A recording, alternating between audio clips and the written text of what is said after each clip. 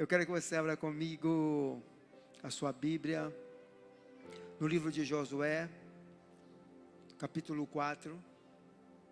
Josué, capítulo 4. Diz assim a palavra de Deus. Verso 1. Quando toda a nação terminou de atravessar o Jordão, o Senhor disse a Josué: escolhe 12 homens dentre o povo, um de cada tribo, e mande que apanhem 12 pedras no meio do Jordão, do lugar onde os sacerdotes ficaram parados.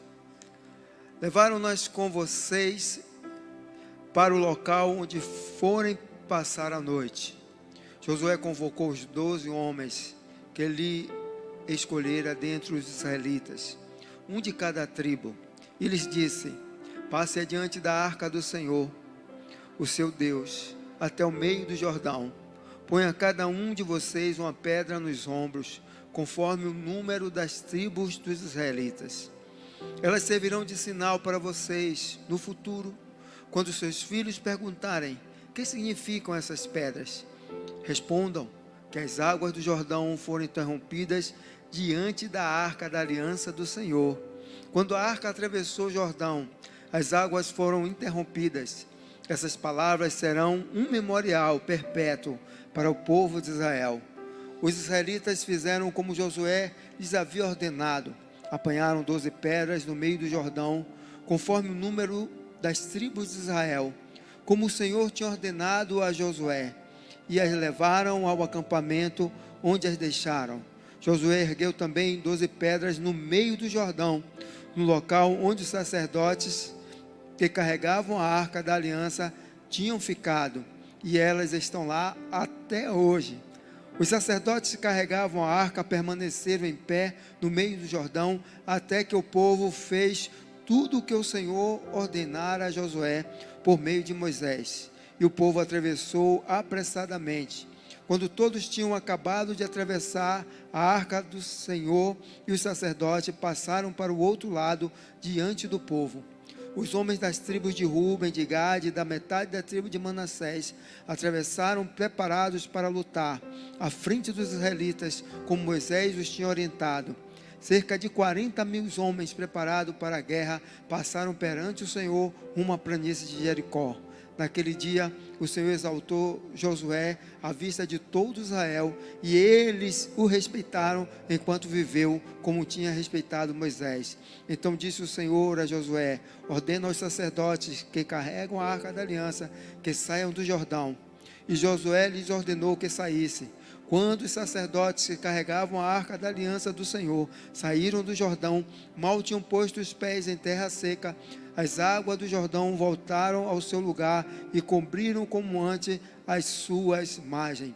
No 10º dia do primeiro mês, o povo subiu do Jordão e acampou em Gilgal, na fronteira leste de Jericó. Amém. Irmãos, a trajetória do povo de Israel é marcada pela presença de Deus. E é essa presença de Deus na vida de um povo que vai marcar a sua história. Israel, eles saem do Egito, eles passam 40 anos no deserto. Quando eles chegam à margem da terra prometida, Moisés sobe ao monte e ali o corpo de Moisés desaparece. Moisés é levado e Josué agora assume o seu lugar. Entre a saída de Moisés e a chegada à terra, à margem das terras prometidas, antes do Rio Jordão, se passaram 40 anos e surge agora uma nova geração. Uma geração de jovens que na maioria deles tinham no máximo 40 anos de idade, e todo o resto da geração que saiu do Egito havia falecido. Agora era a marca de um novo tempo, de recomeçar uma nova caminhada. É hora agora de levantar um altar, levantar pedras e dizer: Ebenezer, até aqui o Senhor nos ajudou. Josué precisava cravar no coração daquela geração a presença de Deus, a grandeza de Deus, e como Deus, Ele era real na vida daquele povo. Mas também era necessário que aquela nova geração não vivesse só de história. Diga a teu irmão assim: você não pode viver só de história. Você precisa ter experiências com Deus. Dá um aplauso ao Senhor por isso. As histórias bíblicas são maravilhosas. As histórias dos nossos irmãos são maravilhosas. Mas eu preciso ter experiência com Deus. Então aquela geração precisava ser marcada com o mover, com o sobrenatural de Deus. E Deus diz então a Josué: hoje eu vou marcar a sua história. Hoje eu vou te levantar e te fazer ser amado e respeitado diante desse povo, diante dessa nação, assim como eu fiz com Moisés, eu vou fazer com você. Moisés foi marcado pela travessia do Mar Vermelho. No início da caminhada de Israel, Deus abre o Mar Vermelho e o povo passa seco. Então Deus agora estava marcando o início da caminhada de Josué. E aí ele faz com que o povo de Israel passe a seco entre o rio Jordão. Eu não sei o que é mais difícil, abrir um mar ou abrir um rio. Porque a Bíblia diz que o rio estava no tempo da enchente, quando era feita as plantações. Então o rio estava transbordando.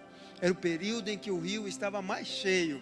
E exatamente nesse período é que Deus faz com que o povo de Israel passe a seco no meio do rio Jordão. E isso é glorioso, porque as águas do rio param. Elas param em uma parte em cima e o restante segue e o rio seca, enquanto uma parede de água é sendo formada bem ao lado deles enquanto eles atravessavam. Isso é muito poderoso. E Deus disse: eu estou marcando agora a sua história. E aí Josué, ordenado por Deus, ele levanta 12 pedras. Essas 12 pedras significam exatamente o Ebenezer de Deus. É a marca de Deus, dizendo: olha, até aqui o Senhor nos ajudou. Coloca isso como memorial diante dessa geração, porque quando essa geração passar, os filhos deles vão perguntar: que pedras são essas? E vocês vão dizer: são pedras que marcam o que Deus fez nas nossas vidas. Abriu o Jordão para que nós passássemos a seco. Amém? Eu quero declarar que nós vamos levantar pedras nesses dias, pedras para dizer: Ebenezer, até aqui o Senhor nos ajudou. Interessante, irmãos, é que nós estamos vivendo dias assim no nosso ministério. Esses dias de profético que nós vivemos aqui, exatamente dias que estão marcando essa nova geração. Nós estamos com uma nova geração de crentes nessa igreja, de jovens cheios do fogo, cheios da unção, cheios da glória de Deus. E eles estão vivendo coisas que nós vivíamos alguns anos atrás, algumas décadas atrás. Deus está trazendo de novo e diz assim: eu estou marcando essa geração. Eles estão vendo milagres, eles estão vendo profético, eles estão vendo o mover de Deus acontecendo como nunca viram antes, porque Deus disse: eu estou marcando essa geração. Ebenezer, nós estamos levantando novos ministérios de louvor, de adoração, de unção, de glória, profético. Deus está fazendo algo muito lindo, muito novo na nossa igreja. Amém?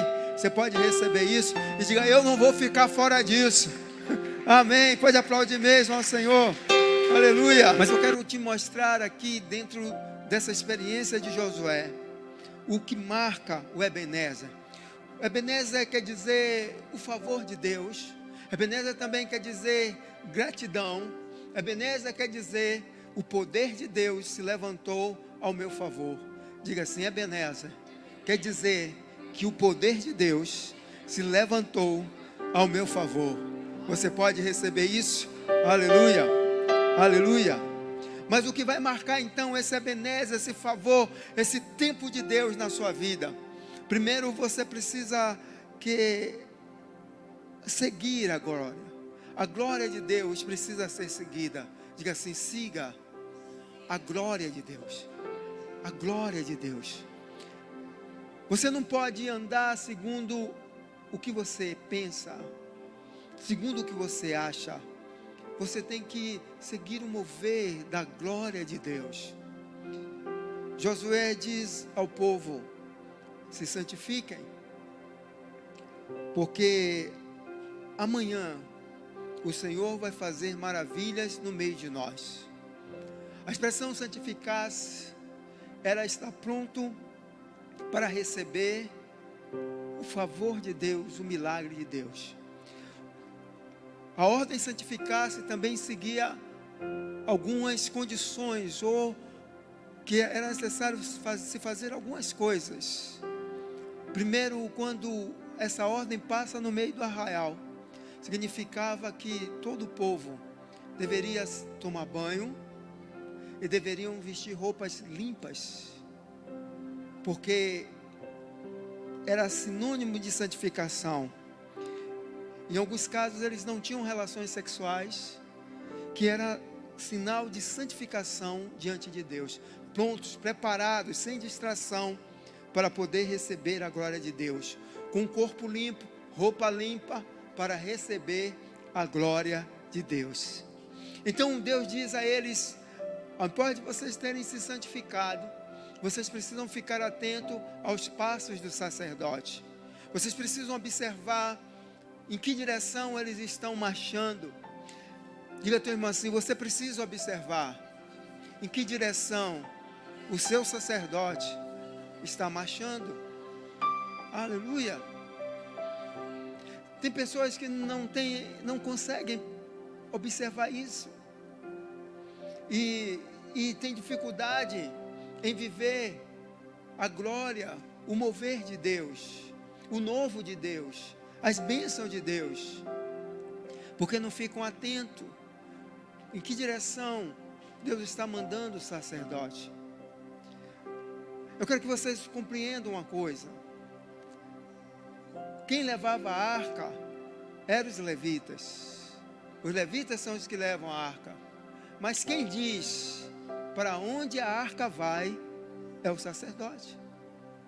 O levita só carrega a arca, mas quem dá a direção é o sacerdote.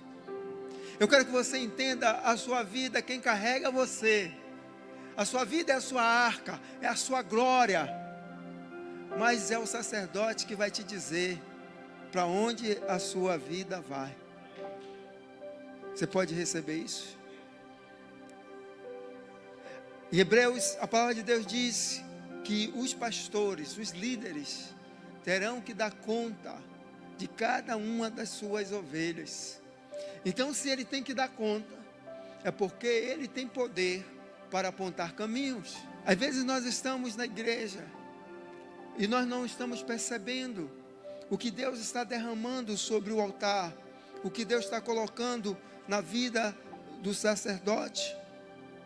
E nós então não entramos nas dimensões do que Deus está fazendo. Eu digo aos irmãos que eu já estive aí como vocês, que antes de ser pastor a gente é ovelha. E quantas vezes eu errei de caminho, porque o meu sacerdote estava apontando para lá e eu estava indo para cá.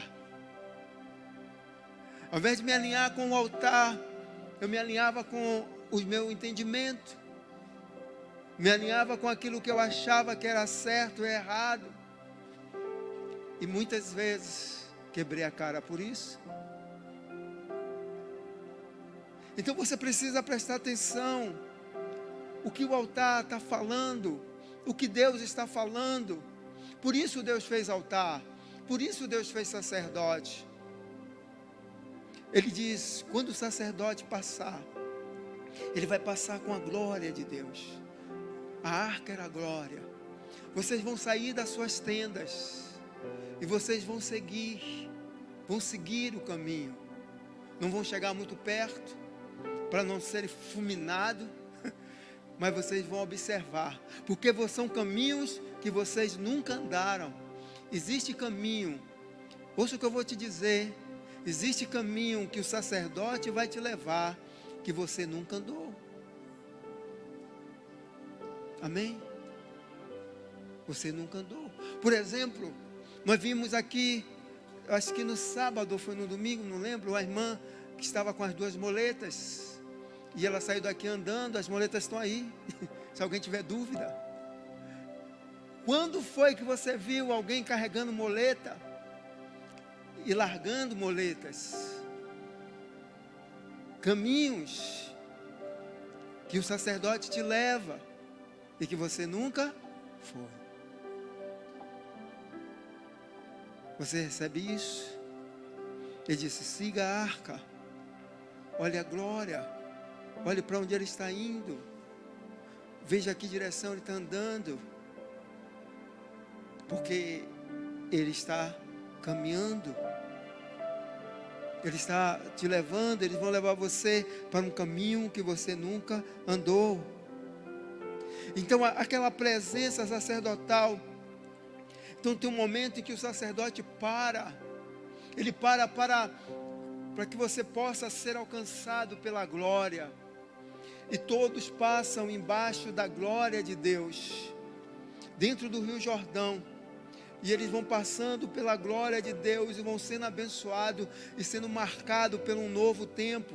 Entenda isso, tem uma hora que a glória de Deus vai te alcançar, que você não vai ficar mais longe, você agora vai passar perto, você vai passar por debaixo, e você vai ser marcado pela glória. Aleluia, você pode receber isso. Então você precisa seguir a glória, seguir o que Deus está fazendo, como Ele está se movendo, e está alinhado com a glória de Deus, alinhado com a palavra de Deus, alinhado com o derramar de Deus, alinhado com o profético de Deus, alinhado com a direção que Deus está te apontando, porque vai ter um momento em que você não vai estar mais longe, mas você vai estar passando embaixo da glória. Diga a teu irmão assim: tem um momento que você não vai estar mais longe, você vai estar passando embaixo da glória. Dá um aplauso forte ao Senhor por isso. Aleluia. O que a marca, o Ebenezer nos faz, ele nos faz vencer obstáculos que são maiores, bem maiores do que nós. Se para o povo de Israel o maior obstáculo deles era o Mar Vermelho, agora para essa nova geração o maior obstáculo deles era o Rio Jordão. Eles precisavam atravessar aquele rio para poder pisarem na terra prometida. Eu não sei qual o obstáculo que está na sua vida, que está te impedindo de entrar nas bênçãos, nas promessas de Deus. Eu não sei qual é o obstáculo que está te impedindo de você viver as bênçãos de Deus na sua vida. No caso deles era um obstáculo físico, o Rio Jordão foi o primeiro obstáculo, mas Deus disse: esse obstáculo, ele será para engrandecer o teu nome, será para trazer glória, será para trazer temor aos seus inimigos. Deixa eu te dizer, esse obstáculo é para fazer o seu nome grande, é para liberar a glória de Deus na sua vida e trazer temor aos seus inimigos. Você pode receber isso? Então Deus ele diz a Josué: você vai pela fé. Irmãos, não existia nada que desse garantia àqueles homens que estavam carregando aquela arca nos ombros, que quando eles pisassem no Jordão, aquelas águas iam secar. E eles pisam, e eles continuam andando, e continuam andando, e continuam andando, até chegar no meio do rio, o lugar mais perigoso. Mas antes deles chegarem lá, as águas começaram a baixar, e foram baixando, baixando, baixando, até não ter mais água passando nos pés dele. Não tinha água, não tinha vazamento.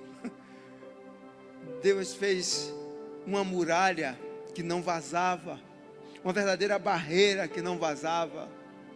Mas para eles entrarem naquelas águas, para eles vencerem aquele obstáculo, eles precisaram de fé. E a fé vem pelo ouvir a palavra.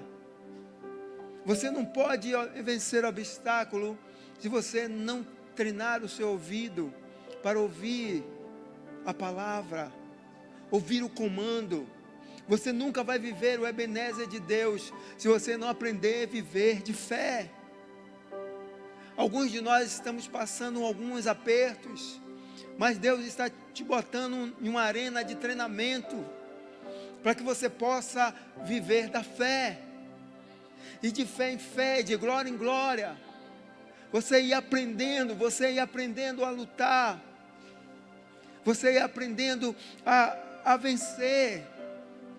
Ninguém se torna um lutador profissional, campeão, se não entrar no ringue, não tomar algumas pancadas, para ir calejando. Eu me lembro que uma vez eu inventei que eu ia aprender a lutar karatê. E aí eu comprei uma revista que ensinava a lutar karatê. E coloquei, mandaram fazer um saco.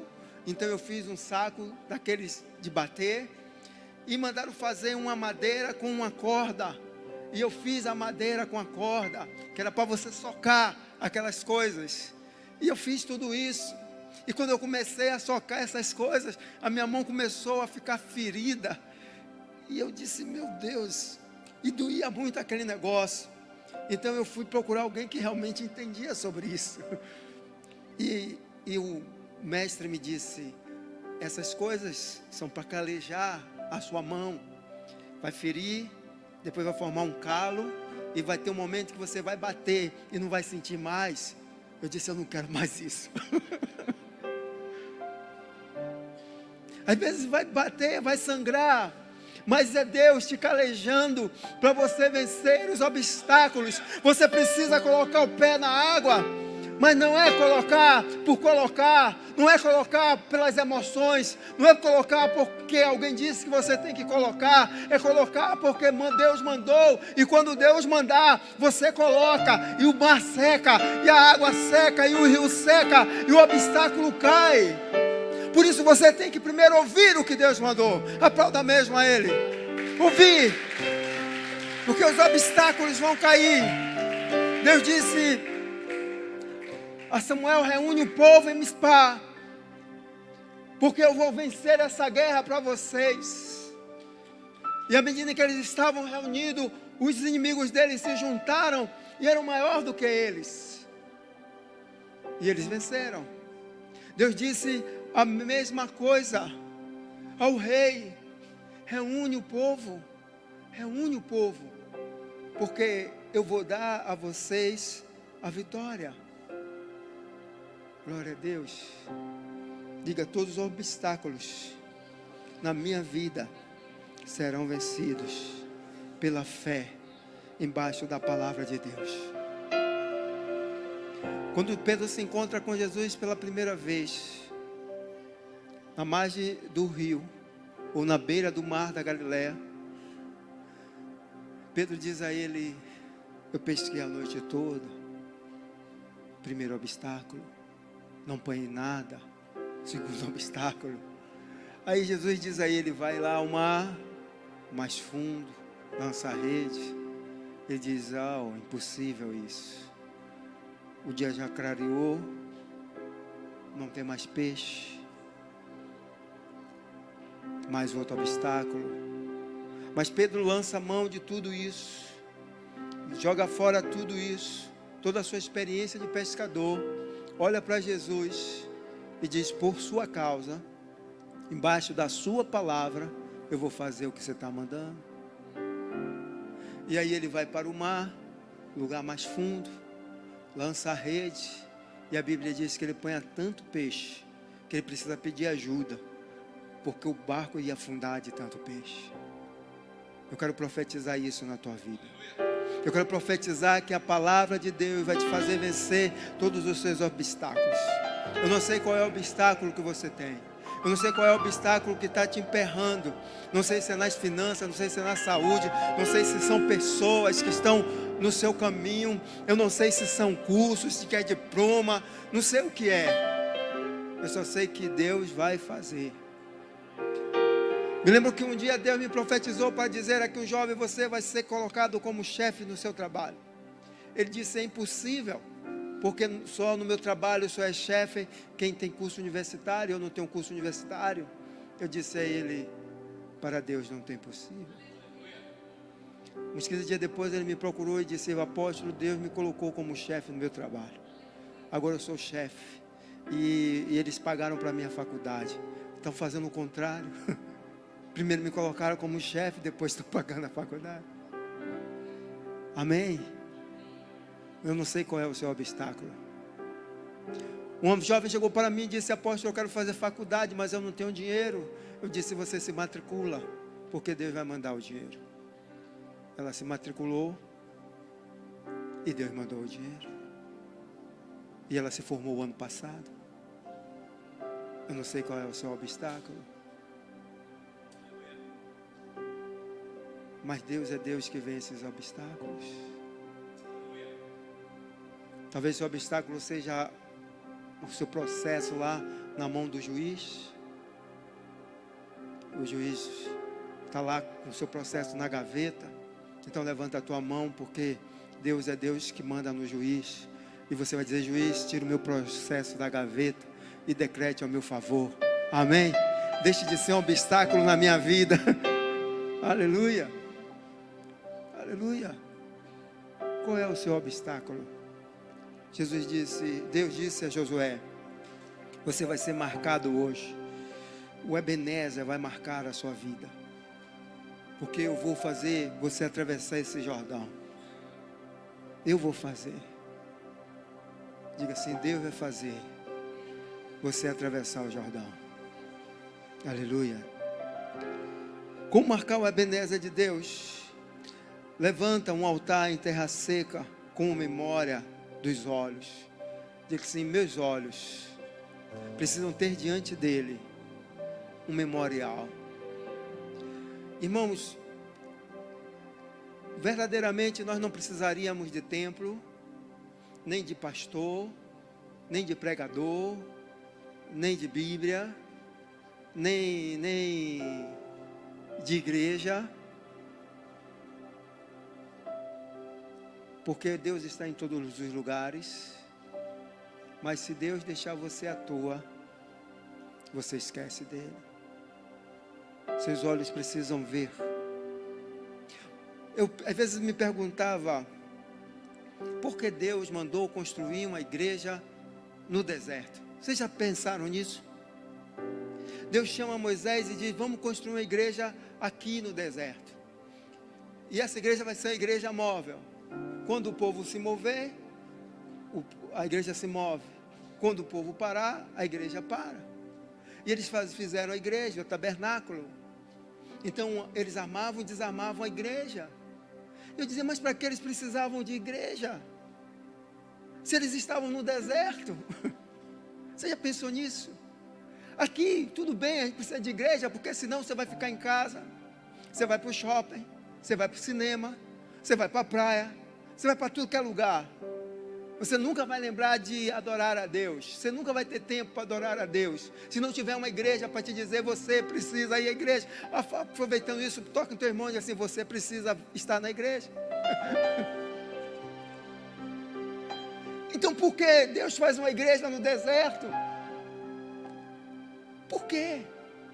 Porque não é só Moisés subir em uma pedra ou botar um banco e dizer, minha gente, vamos adorar aqui a Deus. Não, você precisa ver. Diga assim, eu preciso ver. Eu preciso ter uma memória visual. Diga, eu preciso de uma memória visual. Eu preciso que meus olhos vejam coisas físicas que me lembrem que Deus é real, que me lembre que eu preciso adorar a Deus, que eu preciso adorar a Deus, que eu preciso acreditar em Deus e que eu preciso agradecer a Deus. Por isso é preciso levantar pedras, Levanta pedras, faz uma Ebenezer aqui, faz um altar aqui, para que o povo possa ver, e para que os seus filhos vejam. E a Bíblia diz que eles iam até o altar e adoravam a Deus. Sabia que quando Davi assume o reinado, o povo não tinha igreja. O povo cantava e adorava enquanto fazia ceifa, enquanto estava no campo. Davi disse: não, eu preciso fazer uma casa para Deus, para que eles venham adorar. Memória visual, diz assim: eu preciso de memória visual. Vocês estão olhando para mim agora, e a minha imagem está sendo gravada na mente de vocês. E todas as vezes que vocês lembrarem de mim, vocês vão lembrar de Deus. Vocês entendem isso? Todas as vezes que você lembrar de mim, lembrar desse púlpito, lembrar desse altar, lembrar do irmão Gene, vocês vão lembrar de Deus, porque vocês estão criando memória visual. E Deus disse: eu preciso dar a esse povo memória visual, porque Deus aparece em forma de fogo, em forma de sarça, em forma de trovão, em forma de água, em forma de pomba, porque nós precisamos de memória. Louvado seja Deus por isso. O Ebenezer é isso, é levantar a pedra e dizer: ó, está aqui a prova. Cabeça, não esqueça. Olho, não esqueça. Coração, não esqueça o que Deus fez por você. Amém? Diga comigo: cabeça, não esqueça. Olho, não esqueça. Ouvido, não esqueça. Coração, não esqueça o que Deus fez por você. Aleluia, glória a Deus. Memória. Mas a Bíblia diz que Josué levanta um altar, 12 pedras também dentro do rio. Porque além da memória visual, você precisa ter memória espiritual, memória interior. Porque alguns têm memória visual, mas esquecem, mesmo com memória visual, eles ignoram. Quantos vocês conhecem que foram curados, abençoados, tocados por Deus, receberam palavras de Deus, mas nem sequer passam mais na porta da igreja? Quantos aqui não conhecem pessoas assim? Ou que largaram a fé, abandonaram a fé, agora estão servindo a outros deuses? Quem não conhece gente assim? Porque eles tinham memória visual, mas eles não tinham memória interior. O coração não estava cheio de Deus. Diga assim: meu coração precisa estar cheio de Deus, porque a minha boca vai falar o que está no meu coração. Porque Satanás, ele fere o teu coração. Ele usa pessoas, ele usa situações para ferir o teu coração. Porque quanto mais ferida no coração, menos Deus. Quanto mais de Deus, menos ferida. Então Satanás fica bombardeando a sua mente emocional, a sua área emocional, que é o seu coração, para que você não tenha memória espiritual. Por isso Josué faz um altar visível e faz um altar invisível. Faz um altar para os olhos verem e faz um altar embaixo da água. É um altar espiritual para que você saiba dentro de você, dentro do seu coração, que Deus é real. Um dia, eu era bem jovem. Eu sentei com um homem muito culto. No tempo em que química era algo para alguns, ele era engenheiro químico, e a esposa dele, que era médica, disse assim: irmão Jones, fala ao meu marido sobre Jesus. E eu fui nesse desafio. O homem começou a me fazer perguntas que eu não tinha respostas. Ele perguntou para mim: como pode um homem viver 900 anos? Isso está escrito em Gênesis. Eu disse: está. Ele disse: como pode viver 900 anos? Eu disse: eu não sei. Ele disse: você acredita nisso?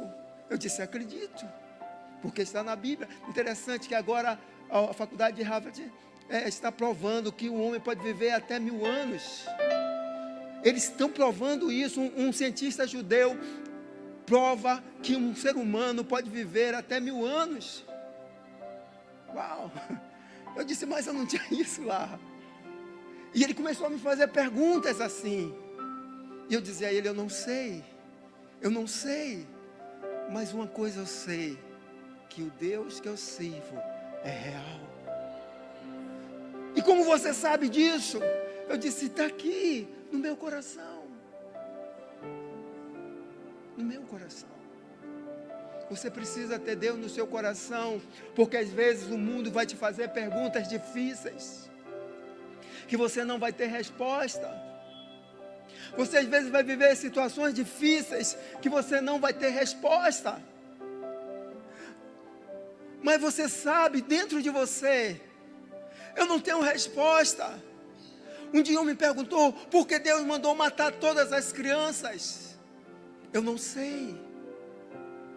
Mas Ele mandou, está escrito na Bíblia. Se está escrito na Bíblia, Ele mandou. E por que Ele mandou? Eu não sei.